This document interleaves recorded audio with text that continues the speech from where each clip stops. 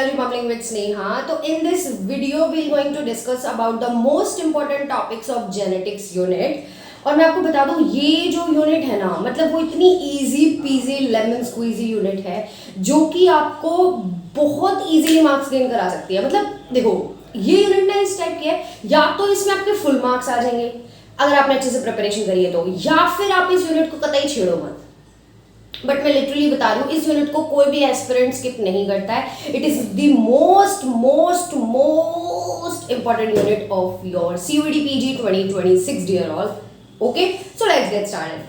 तो देखो इस यूनिट में ना, मतलब टॉपिक्स अगर मैं बोलूँ तो मैं आज अपनी पूरी नोटबुक ही लेके बैठी हूँ, मैंने नोट्स लेके बैठी हूँ. इफ यू कैन सी आज मैं अपने पूरे नोट्स ही लेके बैठी हूँ, बिकॉज इस यूनिट में ना यार अगर मैंने कुछ भी टॉपिक स्किप कर दिया तो आपको लगेगा कि वो इंपॉर्टेंट नहीं है, बट वो भी मोस्ट इंपॉर्टेंट, क्योंकि इसके अंदर इतनी डेफिनेशंस हैं, इतनी छोटी छोटी टर्मिनोलॉजीज हैं जो कि बहुत इंपॉर्टेंट है. We can not skip at all. Okay, so let's get started. अच्छा हाँ, एक चीज मैं बताना भूल गई, वो ये है मैंने ना प्रीवियस क्लास में प्रीवियस वीडियो में ना भाई मैंने बताया था मॉलिक्यूलर बायोलॉजी के इंपॉर्टेंट कंसेप्ट, ठीक है, लेकिन मैंने उसमें बाय मिस्टेकली मेरे को वर्ड और टर्म यूज करना था रोलिंग सर्कल रेप्लिकेशन, और मैंने उसमें गलती से यूज कर दिया थीटा रेप्लिकेशन. तो my dear all, theta replication is the most important topic. Theta replication is nothing but the another name or you can say the nickname of the prokaryotic replication. क्यों हम इसको theta replication बोलते हैं, इसलिए बोलते हैं, वैसे बता देती हूँ मैं थोड़ा सा, कि जो प्रोकैरियोटिक डीएनए होता है वो सर्कुलर होता है, ठीक है, तो उसका बाई डायरेक्शनल रेप्लिकेशन जब होता है तो एक थीटा जैसे स्ट्रक्चर, जैसे मैथ्स में होता है ना थीटा, तो उसका जो स्ट्रक्चर होता है रेप्लिकेशन करते टाइम वो थीटा शेप में आ जाता है, इसलिए हम प्रोकैरियोटिक रेप्लिकेशन को थीटा रेप्लिकेशन बोलते हैं.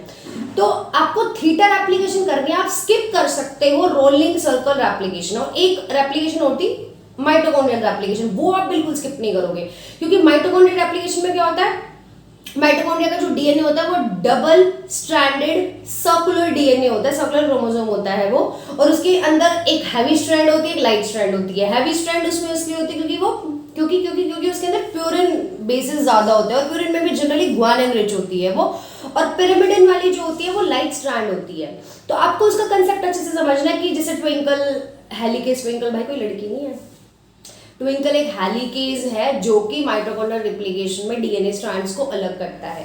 तो आपको माइटोकॉन्ड्रियल रेप्लिकेशन का ओवरव्यू लेना है, बट आप रोलिंग सर्कल रेप्लिकेशन स्किप कर सकते हो. भाई थीटा रेप्लिकेशन मैंने बाय मिस्टेकली बोल दिया था, I am very sorry for that, but you will have to do that topic because prokaryotic replication तो बहुत इंपॉर्टेंट है. प्रोकैरियोटिक रेप्लिकेशन अच्छे से समझ आएगी जब भी आपको यूकैरियोटिक रेप्लिकेशन समझ आएगी. Is that clear? ओके, तो let's move on our today's topic, that is genetics. यार देखो जेनेटिक्स में सबसे पहले ना आपको 12th में जो अपनी जेनेटिक्स थी एनसीईआरटी की, उसके कंसेप्ट आपको अच्छे से क्लियर करनी है. सबसे मोस्ट इंपॉर्टेंट तो यही है, क्योंकि जेनेटिक्स में ना मैं आपको बता दूं जैसे जितनी भी बीमारियां थी, हमने फिनाइलकेटोन्यूरिया पढ़ी थी, हमने सिकल सेल एनीमिया पे पढ़ा था, हमने थैलेसीमिया पढ़ा था, हमने टर्नर सिंड्रोम्स पढ़े थे, हमने बहुत सारे म्यूटेशंस डिस्कस करे थे. वो सारे टॉपिक्स तो आपके ऐसे टिप्स पे होने चाहिए.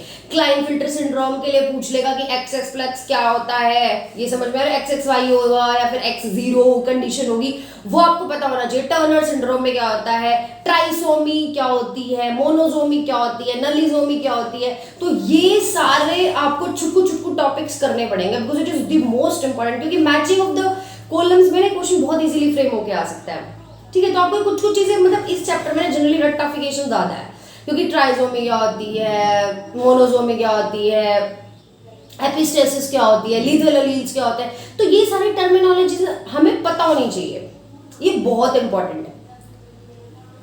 तो आपको ये तो भाई करना ही करना पड़ेगा. It is the very very very important topic, it is the very very very important unit of CUET PG 2026. तो आप भाई इसको स्किप मत करना. तो सबसे पहले हम स्टार्ट करते हैं. ओके, तो लेट्स गेट स्टार्टेड. आपको पता होना चाहिए जीन्स क्या होती है, आपको पता होना चाहिए कैरेक्टर क्या होता है, आपको पता होना चाहिए ट्रेट्स क्या होती है. इससे एज सच क्वेश्चन नहीं आते हैं, बट इससे कंसेप्ट स्ट्रॉन्ग हो गया आपके. अगर आपको पता है what is character, if you know what is trait, what is the difference between trait and character, what is the difference between allele, what is the difference between allele and genes, तो आपके लिए easy हो जाएंगी चीजें, समझ रहे हो, आपके लिए कॉन्सेप्ट बनाना इजीली हो जाएंगे। और आपको मेंडल जेनेटिक्स तो कतई स्किप नहीं करनी है, you can not skip Mendelian genetics, dihybrid cross, आपके जितने भी लॉ ऑफ इंडिपेंडेंट असॉर्टमेंट थे, लॉ ऑफ डोमिनेंस थे, सारे के सारे करने हैं, लॉ ऑफ सेग्रीगेशन सारे के सारे आपको करने हैं, बहुत अच्छे से करने हैं, इनके रेशियोज पता होना चाहिए। और हाँ, डायहाइब्रिड क्रॉस का पनेट स्क्वायर जो मेंडेलियन साहब जी का था, जिससे हमें लॉ ऑफ सेग्रीगेशन समझ आता है, लॉ ऑफ इंडिपेंडेंट असॉर्टमेंट समझ में आती है, वो आपको अच्छे से समझना है, उसमें आपको पता होना चाहिए कि कैसे हिसाब किताब चल रहा है, ये बात ध्यान रखनी है। तो फर्स्ट टॉपिक हमारा यही था, ठीक है, ये आपको पता होना चाहिए, मेंडेलियन जेनेटिक्स बहुत अच्छे से पता होना चाहिए।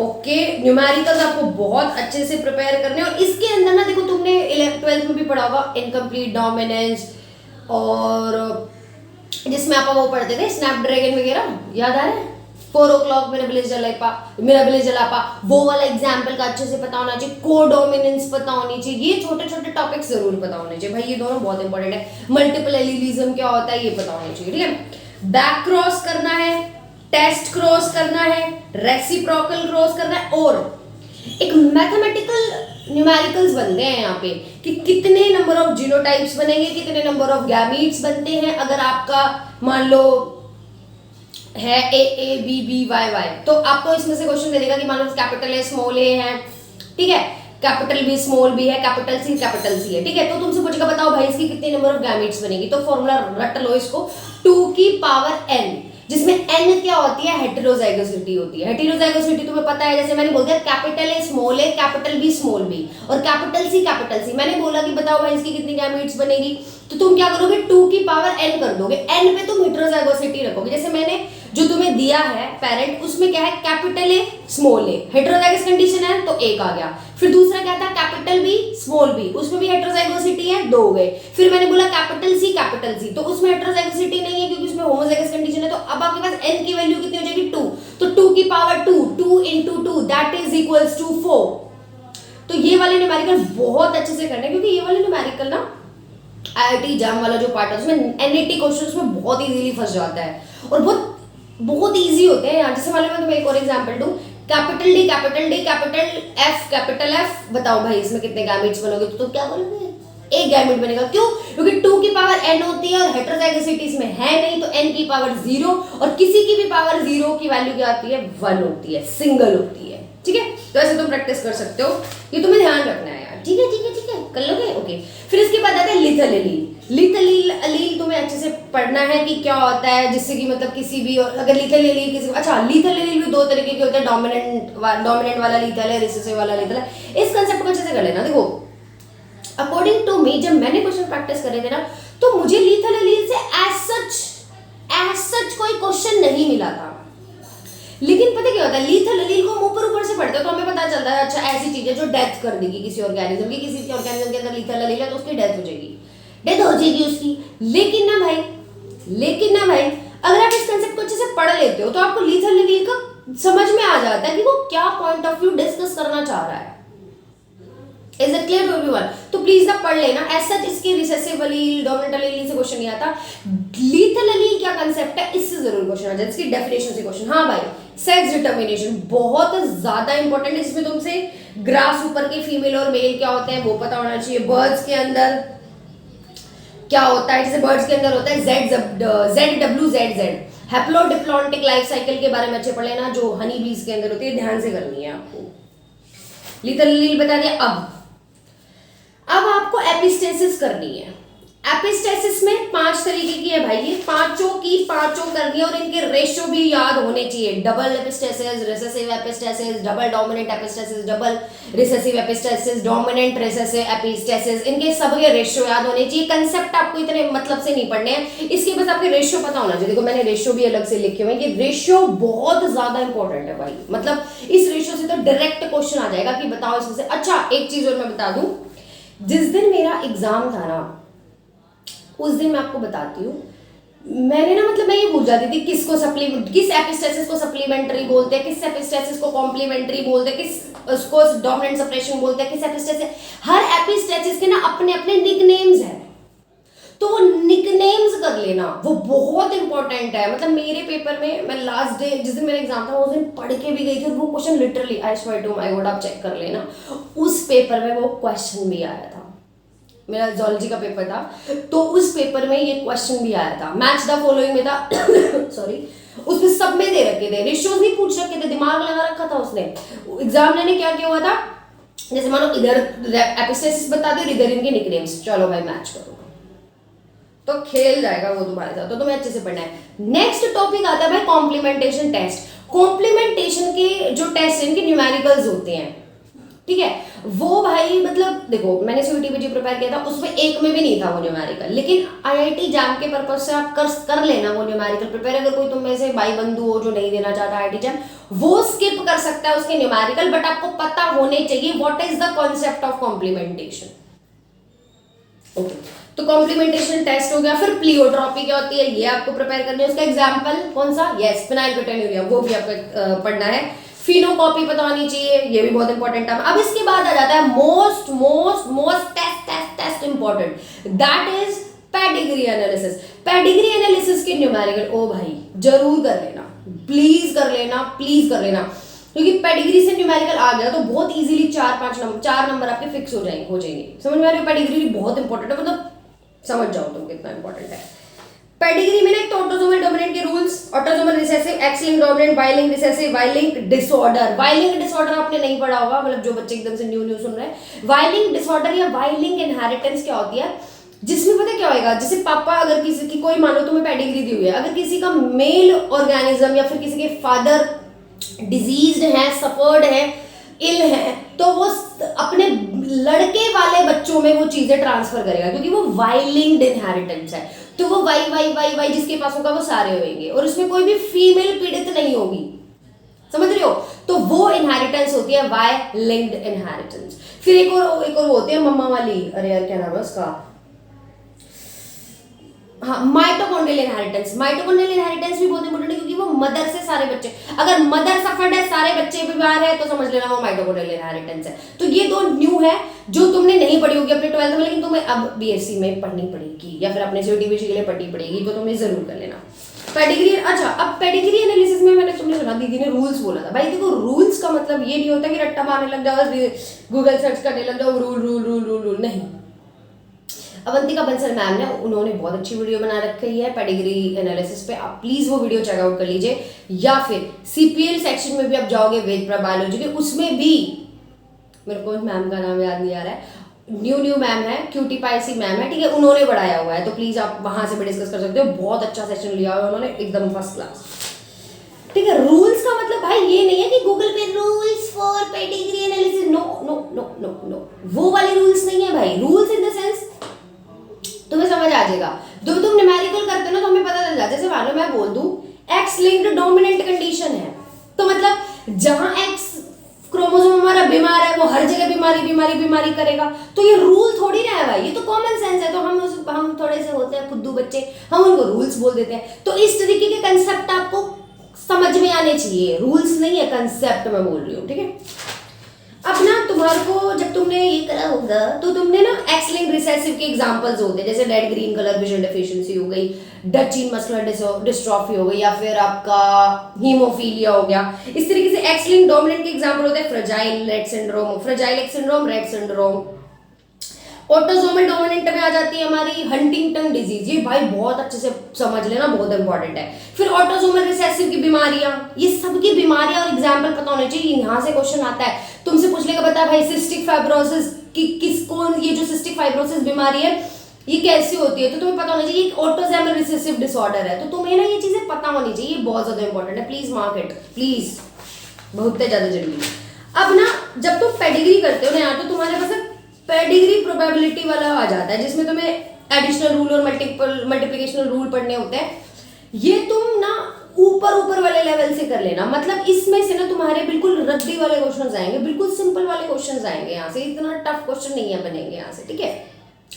तो ये वाले जरूर कर लेना। देखो पेडिग्री प्रोबेबिलिटी, पेडिग्री एनालिसिस तो छोड़नी नहीं है। फिर इसके बाद नेक्स्ट इसी के अंदर आ जाता है, इसी का भाई आ जाता है पेडिग्री प्रोबेबिलिटी। पेडिग्री प्रोबेबिलिटी को आप ऊपर से देखेंगे, मतलब इसके जो जैसे एक तो होता है सीएसआईआर रेट वाले न्यूमेरिकल क्वेश्चन, वो तो भाई समझो तुम। और उसके जो नीचे वाला लेवल है तो अपन होते हैं CUTPG वाले, तो तुम्हें वो वाले लेवल के क्वेश्चंस अपने करने हैं सॉल्व। कर लोगे? ठीक है भाई, ठीक है ठीक है ठीक है ठीक है ठीक है। इसमें से अगर मैं तुम्हें इंपॉर्टेंट बताना चाहूँ ना तो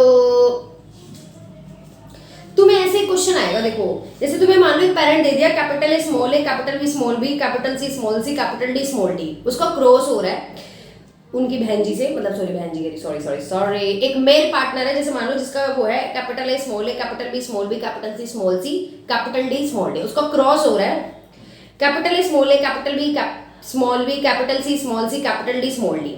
ठीक है, इसने क्रॉस किया, तुमसे क्वेश्चन में पूछा जाएगा कि capital A capital B small C capital D small D के बनने के चांसेस कितने हैं। तो तुम्हें पेडिग्री प्रोबेबिलिटी से इस टाइप के क्वेश्चन प्रिपेयर करने हैं माय डियर, समझ में आ रही है? तो मैंने आपको नमूना बता दिया, ऐसे तुम कर लेना। चिक्का चिक्का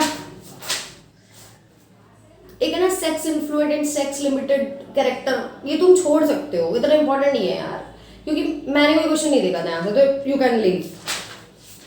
साइटोप्लाज्मिक इनहेरिटेंस बताया था ना मैंने, ऑटोमाइटोकॉन्ड्रियल इनहेरिटेंस, साइटोप्लाज्मिक इनहेरिटेंस, इसमें मदर बीमार तो सारे बच्चे बीमार, ये वाले करने हैं। पेनिट्रेंस पता होनी चाहिए। अच्छा, अब आ जाता है हमारे पास बैक्टीरिया की इनहेरिटेंस, ये हमने कभी भी 12th में नहीं पढ़ी, कभी भी 11th में नहीं पढ़ी, लेकिन यहाँ टपक गई है तो पढ़नी है। यहाँ से क्वेश्चन आएगा, एक कंफर्म है बैक्टीरियल इनहेरिटेंस से एक क्वेश्चन पक्का सकते, 2 भी आ सकता है भाई। ये यूनिट से ना 5-6 क्वेश्चन आ जाते हैं भाई, मैं पहले बता रही हूँ, ठीक है। और आपकी पेडिग्री एनालिसिस से तो पक्का क्वेश्चन आएगा, ये तो मैं डैम श्योरली बता रही हूँ। एक बैक्टीरियल इनहेरिटेंस, इनकी छोटे डेफिनेशन से क्वेश्चन पूछ लेता है। तो बैक्टीरियल इनहेरिटेंस में तुम्हें क्या क्या पढ़ना है, प्रोटोट्रॉफिक बैक्टीरिया क्या होते हैं, ऑक्सोट्रॉफिक बैक्टीरिया क्या होते हैं, ठीक है। प्रोटोट्रॉफिक बैक्टीरिया में तुम्हें थोड़ा सा बताऊं तो प्रोटोट्रॉफिक बैक्टीरिया वो होते हैं जिनको जीवन चलाने के लिए अपना थोड़ी बहुत चीजें चाहिए होती हैं, और ऑक्सोट्रॉफिक बैक्टीरिया क्या होते हैं जिनको जीवन चलाने के लिए बहुत सारा मीडियम चाहिए। क्यों? अगर मान लो मेरे पास किसी चीज की कमी है, जब भी ना मैं किसी दूसरे इंसान से मांगूंगी, अगर मेरे पास खूब पैसा तो क्या मैं किसी से उधार लूंगी? नहीं लूंगी। इसी तरीके से अपना प्रोटोट्रॉफिक बैक्टीरिया है कि प्रोटोट्रॉफिक बैक्टीरिया पास बहुत सारी चीजें, बहुत सारा पैसा है, पैसा है, तो इसको किसी भी फलानी चीजों की जरूरत नहीं पड़ती। इसे प्रोटोट्रॉफिक बैक्टीरिया बोलते हैं। कुछ मिनिमल मीडियम में भी अपनी ग्रोथ बहुत इजीली कर सकता है। लेकिन ऑक्सोट्रॉफिक बैक्टीरिया क्या होते हैं जिनका बहुत ज्यादा चीजों की जरूरत पड़ती है। तुम देख लेना यार, तुम पढ़ लोगे, I know that. Bacterial genome बहुत अच्छे से पता होना चाहिए, प्लाज्मिड क्या होता है, मेटिंग कैसे होती है, कंजुगेशन कैसे होता है, भाई ये तो बहुत कर लेना भाई। HFR सेल्स, अच्छा HFR F positive F negative, ये जरूर कर लेना भाई। मतलब बैक्टीरियल, अच्छा तुमने कभी सोचा नहीं कि यार बैक्टीरियल इनहेरिटेंस का जेनेटिक्स में क्या रोल है? तो भाई जीन ऑर्डर निकालने के लिए, जीन की मैपिंग करने के लिए चीजें काम आती है, तो तुम्हें ढंग से करनी है भाई। You can not skip my dear. Transformation, conjugation, transduction, ये करने हैं। रिकॉम्बिनेशन, अब बहुत तगड़ा टॉपिक, इजी टॉपिक, चिन्ह टॉपिक, लिंकेज। लोगों को बहुत टफ लगता है, बट सच्ची बताऊं ये बहुत इजी टॉपिक है। लिंकेज बहुत मस्त पटोला टॉपिक, इजी टॉपिक। यहां से ना एक न्यूमेरिकल बनता है फ्रीक्वेंसी ऑफ रिकॉम्बिनेशन का, ये आपको पक्का यहां से न्यूमेरिकल करना है, जिसका फॉर्मूला होता है number of recombinants upon total into 100। अगर आपने ये कर लिया ना, 4 मार्क्स कंफर्म, न्यूमेरिकल बन सकते हो। IIT जैम का तो फेवरेट टॉपिक है यार, लिंकेज से नंबर ऑफ रिकॉम्बिनेंट्स निकालना, भाई फ्रीक्वेंसी ऑफ रिकॉम्बिनेशन निकालना, ये बहुत ज्यादा इंपॉर्टेंट है। और ये क्वेश्चन तो बहुत बार बोल देते हैं। ये तुम ना एक छोटी सी चीज बता दो कि फ्रीक्वेंसी ऑफ रिकॉम्बिनेशन कभी भी 50% से ज्यादा नहीं होती है, कभी भी नहीं होगी। लेकिन अगर तुम्हें दे दिया जीन्स के बीच का डिस्टेंस, देखो एक चीज बता देती हूँ, फ्रीक्वेंसी ऑफ रिकॉम्बिनेशन और एक मैप डिस्टेंस, ये 2 टर्म्स है। इनके ना तुम देख, जब तुम पढ़ोगे तो दोनों सेम ही तो है। नहीं भाई, मैप डिस्टेंस 70 सेंटीमोर्गन हो सकता है, लेकिन फ्रीक्वेंसी ऑफ रिकॉम्बिनेशन कभी भी 70% नहीं हो सकती, वो 50% होगी या 50 से कम होगी। ये क्वेश्चन बहुत इंपॉर्टेंट है, ये आता है भाई, ठीक है। जीन मैपिंग के न्यूमेरिकल्स देख लेना, बहुत इंपॉर्टेंट है, मैंने आपको बताया था। मैप डिस्टेंस अभी वो जो बता रही हूँ मैं। सिस एंड ट्रांस कॉन्फिगरेशन क्या होती है, टेट्राड्स क्या होते हैं, और हाँ भाई हम ह्यूमंस के अंदर कितने रिकॉम्बिनेंट ग्रुप होते हैं, तुम्हें पता होना चाहिए 24 होते हैं। ये बहुत इंपॉर्टेंट क्वेश्चन है, 24 लिंकेज ग्रुप्स होते हैं अपने अंदर। क्रोमोसोमल अबर्शंस, पहले तुम्हें पता चाहिए व्हाट इज मेटासेंट्रिक क्रोमोसोम, सब मेटा, एक्रो, टीलो, कैरोटाइप क्या होता है, क्रोमोसोमल बेंडिंग, जी बेंडिंग, क्यू बेंडिंग, सी बेंडिंग सब करनी है, आर बेंडिंग सब कुछ करना है। क्रोमोसोमल अबर्शंस पता है ना, इंसर्शन हो सकता है, डुप्लीकेशन हो सकता है, डिलीशन हो सकता है, ट्रांसलोकेशन हो सकता है, इन्वर्जन हो सकता है। रॉबर्ट्सोनियन ट्रांसलोकेशन क्या होती है? अच्छा ये देखो, इसी टॉपिक में, क्रोमोसोमल अबर्शन के टॉपिक में एक टॉपिक आता है क्राई-डू-चैट सिंड्रोम, और एक दूसरा आता है प्रेटर-विली सिंड्रोम। बहुत इंपॉर्टेंट कि कौन से क्रोमोसोम के डिलीशन से क्राई-डू-चैट होता है, 5th क्रोमोसोम के डिलीशन से, तो पता होने चाहिए। फ्रेजाइल साइट्स क्या होती है, एनिप्लॉइडी क्या होती है, पॉलीप्लॉइडी क्या होती है, उनके मैकेनिज्म्स, कि अगर एनिप्लॉइडी हो रही है, अगर मियोसिस 1 में दिक्कत हो गई तो बताओ कितनी गैमेट्स अफेक्टेड होंगे, अगर मियोसिस 2 में दिक्कत होगी तो बताओ कितनी गैमेट्स में दिक्कत होगी। ये बहुत ज्यादा इंपॉर्टेंट है, नॉन डिसजंक्शन की वजह से जनरली ये सारी चीजें होती है। पॉलीप्लॉइडी में ऑटो पॉलीप्लॉइडी और एलो पॉलीप्लॉइडी वेरी इंपॉर्टेंट। इसके बाद भाई एलो पॉलीप्लॉइडी, अब देखो ना एक कॉन्सेप्ट आता है जेनेटिक डाइसेक्शन, जिसमें हमें पता, हमें ना मतलब ऐसे बोल देते हैं पी ने क्यू बनाया, क्यू ने आर बनाया, मानो पी ने क्यू बनाया, क्यू ने आर बनाया, आर ने एस बनाया और फाइनल प्रोडक्ट बन गया। तो तुमसे पूछेगा कि कौन सा पहले नंबर पे आया है, कौन सा दूसरे नंबर पे आया है, कौन सा तीसरे नंबर पे आया है। इसी तरीके से एंजाइम इन्वॉल्वमेंट का भी पूछते हैं। ये स्किप कर दो, ये इंपॉर्टेंट नहीं है भाई, ठीक है, यू कैन स्किप, बिल्कुल इजीली स्किप कर सकते, कोई नहीं पूछेगा ये। क्वालिटेटिव इनहेरिटेंस और क्वांटिटेटिव इनहेरिटेंस क्या होती है, ये आपको पता होनी चाहिए। पॉलीजेनिक इनहेरिटेंस में बहुत अच्छे से करनी है, ठीक है। और मैं तुम्हें बार बार बता रही हूँ, अगर न्यूमेरिकल क्वेश्चन, एक तो number of type of gametes और एक पेडिग्री एनालिसिस से न्यूमेरिकल, तो मैं बहुत सारी डिजीज देती हूँ। अच्छा तुम्हें एक बात बताऊँ, जब तुम पेडिग्री सॉल्व करने बैठो ना, जब तुम्हें समझ में ना आए कि ऑटोसोमल रिसेसिव है या क्या है, तो सबसे पहले ना तुम्हें एक्स लिंक्ड डिजीज चेक करनी है, क्योंकि भाई पता है कि ऑटोसोमल रिसेसिव सब में चल जाती है, मतलब ऑटोसोमल रिसेसिव तो सब में चेक हो जाती है, तो तुम्हें सबसे पहले वो चेक करनी है जो सब में नहीं चल पाएगी। जैसे मान लो एक्स लिंक्ड रिसेसिव तुमने पहले चेक किया, फिर तुमने डोमिनेंट चेकआउट किया, फिर तुमने ऑटोसोमल डोमिनेंट किया, फिर तुम लास्ट में क्या करोगे, ऑटोसोमल रिसेसिव चेक करोगे। ऑटोसोमल रिसेसिव सबसे लास्ट में चेक करना, अगर तुम्हें फुल मार्क्स चाहिए तो अपने पेडिग्री एनालिसिस वाले टॉपिक से। ऑल एक चीज और बतानी थी, हाँ, स्किप ऑफ जनरेशन जो होता है डोमिनेंट में होता है, स्किप ऑफ जनरेशन होगा, अच्छा पड़ जाएगा। डोमिनेंट में कभी स्किप ऑफ जनरेशन नहीं होगा, लेकिन रिसेसिव में स्किप ऑफ जनरेशन हो भी सकता है, नहीं भी हो सकता है, ये ध्यान रखना। डोमिनेंट डिजीज है तो कभी स्किप ऑफ जनरेशन नहीं होगा, ठीक है। ये चीजें तुम्हें करनी है, और यहाँ पे हमारी फिनिश हो जाती है भाई जेनेटिक्स। तो तुम्हें पता चल गया होगा कि जेनेटिक्स भाई कितनी इंपॉर्टेंट है, मतलब ये unit is the most important unit भाई, जितने यूनिट है। अच्छा तुम्हें बताओ, अगर तुम्हें डिजीज याद भी हो रही है, तो जैसे मान लो मेरी डाइनिंग टेबल है, तो मैंने अपने डाइनिंग टेबल के पीछे बहुत सारे चार्ट्स लगाए हुए थे डिजीज के, कि भाई मेरे को ये करनी है, ये करनी है, ये करनी है, तो तुम ऐसे ना कर सकते हो। और एक और अगर मैं तुम्हें स्ट्रैटेजी बताऊँ ना, जितनी भी डिजीज है, चाहे तुम बायोकेमिस्ट्री में पढ़ोगे, मोलिकुलर बायोलॉजी में पढ़ोगे, वो सारी एक जगह लिख लो।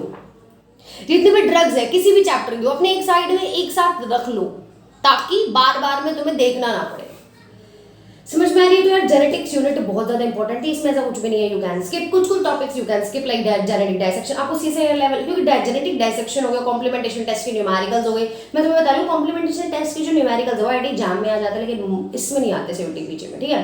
तो कुछ बच्चे क्या होते हैं भाई, दोनों को टारगेट करते हैं, हमारी तरह, आई कैन अंडरस्टैंड, बट तुम देख सकते हो अपनी चीजें, कोई दिक्कत नहीं है, आराम से मजे से पढ़ो, अपने आप को सेल्फ मोटिवेटेड रखो, कभी भी डिग्रेडेड फील मत करो, अपने आप को डिमीन मत करो, you can not do this bro, you can do this. मैं हमेशा बताती हूँ, मैं हमेशा तुम्हें बताती हूँ कि यार अगर मैंने किया ना तो तू भी कर लेगा भाई, देख trust me, if I can do तो तू तो पक्का कर लेगा भाई, ठीक है। क्योंकि मेरे पास तो बहुत से आते थे भाई, मजाक कर रही हूँ। तो देखो everyone have his own issues, है ना भाई, सबकी अपनी अपनी चीजें होती है, सबके अपने अपने छोटे मोटे डिस्फंक्शंस होते हैं, वो ठीक है भाई, सबके वही हमें स्ट्रॉन्ग भी करती है। और मैं सच बताऊँ, मेरा जैसे आज कौन सी डेट है यार, आज 30 जुलाई है, 1 अगस्त से मेरे कॉलेज शुरू हो जाएंगे, मतलब परसों मेरा ओरिएंटेशन है, तो आई एम वेरी एक्साइटेड। और ये जो हैप्पीनेस है, you can see on the face, ठीक है, तो मैं मतलब बहुत हैप्पी फील कर रही हूँ। तो ये तुम पता इस हैप्पीनेस के पीछे कितने कितने चीज़ें मैंने करी है, कितना स्ट्रगल मैंने किया, कितनी हार्डवर्क मैंने किया, कितनी बार ये कॉपियाँ मैंने 50 बार ज़्यादा फेंक दिया मैंने, कम से कम 16 बार 20 बार भी मैंने अपने कॉन्सेप्ट रिवाइज करे, तो उसका नतीजा है ये दिस हैप्पीनेस। समझ रहे हो, इतना अच्छा सुकून फील होता है ना, मैं लिटरली बता रही हूँ, गर्म हवा भी ना तो ठंडी लगने लग जाती है, मतलब इतना अच्छा लगता है। तो जस्ट फील इट यार, स्ट्रगल है, कुछ टाइम का वो है। और मैं सच बताऊं, मैं भी CSIR का प्रिपरेशन कर रही हूँ, मुझे भी पता है तुम क्या फील कर रहे हो, I know that, you know that. But timely preparation करना, टाइमली चीज़ों को करना, अगर अगर तुमने टाइमली प्रिपरेशन करी हो, टाइमली तुमने मॉक टेस्ट दिया, टाइमली तुमने भड़ाभड़ रिवीजन करा है, तो अपने आप को नेगेटिव मत लेके जाओ, फिर तो तुम्हारा बढ़िया हो जाएगा।